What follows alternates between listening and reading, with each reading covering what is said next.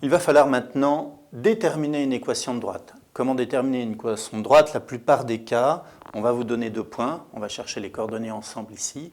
Et à partir de ces 2 coordonnées de 2 points, eh bien, nous allons déterminer l'équation de la droite, c'est-à-dire que le but, c'est de trouver y égale à x plus b ou mx plus p, peu importe. On va donner d'abord les coordonnées de ces points. J'ai choisi un peu pour changer, pour ne pas avoir toujours des graduations de 1 en 1. On peut avoir des graduations de 5 en 5. Alors, les abscisses ici sont 15. Pour celui-là, je vais garder les mêmes couleurs. Et moins 10 pour le nombre A. Et puis, pour les ordonnées, je vais avoir 5 pour le nombre B et moins 5 pour le nombre A. Voilà, on a les coordonnées des points. Regardez un petit peu une propriété qui va être absolument essentielle. C'est la propriété suivante. Dès que vous avez 2 points, alors vous savez que x indice A, ça veut dire l'abscisse du point A. X comme abscisse et A en indice du point A. YK, ça veut dire l'ordonnée du point A. XB, l'ordonnée du point B, etc. Alors regardez bien, la droite AB, quand vous avez 2 points, la droite AB a pour coefficient directeur, c'est dans votre cours, il faut le savoir par cœur. On l'appelle souvent A, le coefficient directeur. Retenez bien cette formule, YB moins YK, alors ce sera les valeurs en marron là, hein, je vous l'entoure en marron pour que vous repériez, divisé par XB moins XA, les valeurs en jaune. Attention, il ne faut pas avoir 2 fois le même abscisse, parce que si XB égale XA, on divise par 0, on est embêté. Regardez ce qui se passe quand on a XB moins XA, c'est qu'on a les droites verticales qui, vous le savez, n'ont pas de coefficient directeur. Donc ceci ne fonctionne que si XB est différent de XA. Eh bien, on va utiliser cette propriété pour trouver le coefficient directeur de la droite. Alors ici, première étape, hein, j'ai marqué petit 1, petit 2.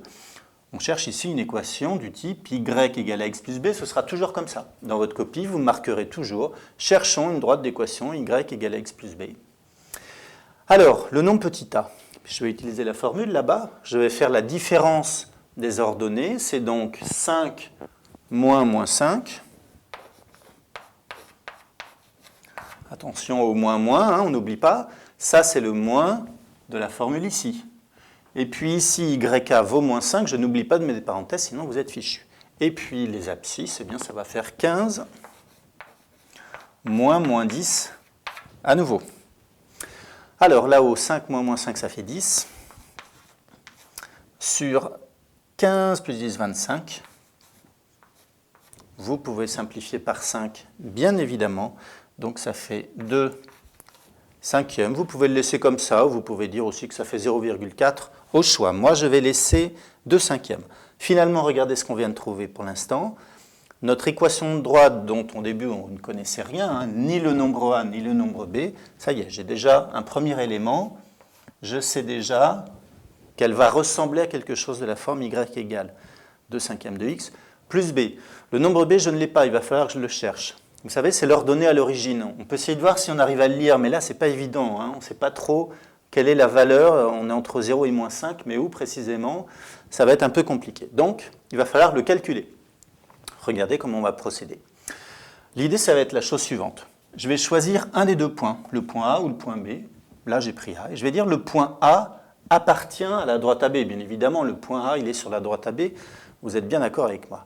Eh bien, quand on a un point sur une droite, ça veut dire, c'est aussi une propriété de votre cours, que je n'écris pas ici, mais vous la relirez dans votre cours, qu'on peut remplacer les coordonnées du point A par x et y. Alors, mon équation de droite, c'était y égale 2 cinquièmes de x. Et regardez ce que je vais faire. Le nombre y, je vais le remplacer par y de a, c'est-à-dire le nombre moins 5. Accrochez-vous. 2 cinquièmes, ça ne bouge pas. Et le nombre x, l'abscisse, je vais le remplacer par moins 10, qui est l'abscisse de A. Et puis, bien évidemment, plus b. Et là, qu'est-ce que j'ai? J'ai une équation à une inconnue.